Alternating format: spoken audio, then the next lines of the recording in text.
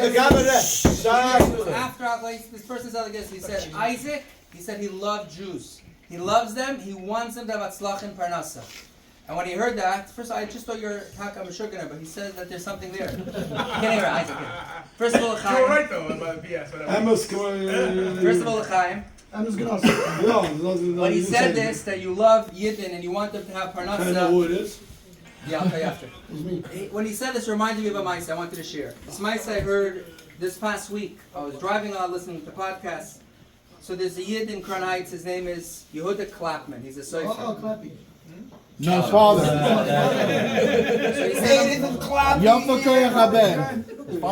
said, yeah, and he said the stories like this.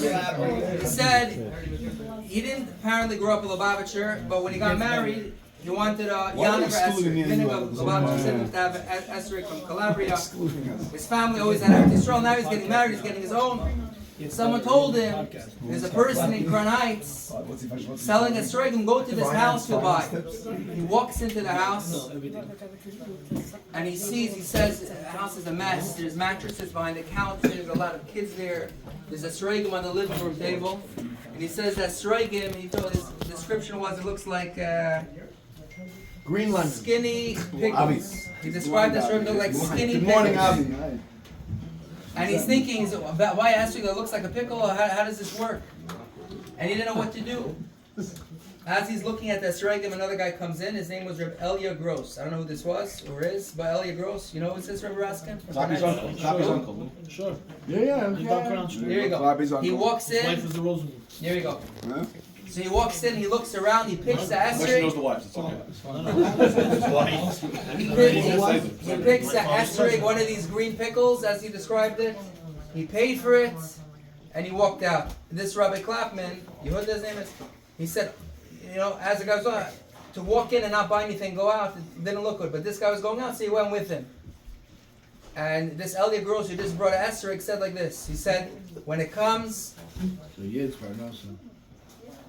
the mitzvah of Esrog, we know it's pre-Eitz Hadar, a beautiful Esrog. But he says, you know what my Hadar is? You know what my beauty for my Esrog is? Giving another Yid Parnasa. Picking one of the, I know these Esrogim are not Mahudar, but to give another Yid who needs a Parnasa, I'm going to do it. And he said he didn't just buy it and put it on the shelf or throw it out. He said he saw him on Sukkot and he used that Esrog. And this Rabbi Klapman was very inspired from the story.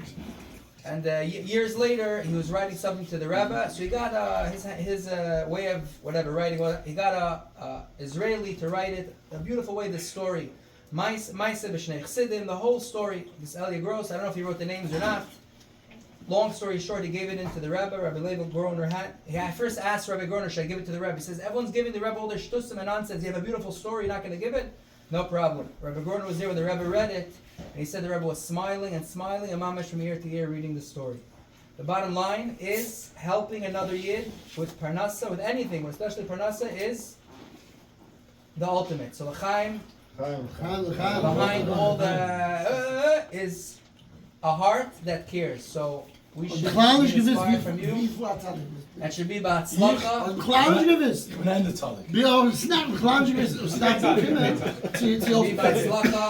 Tzadik is my title. And everyone should have a sach parnasa. Amen. L'chaim.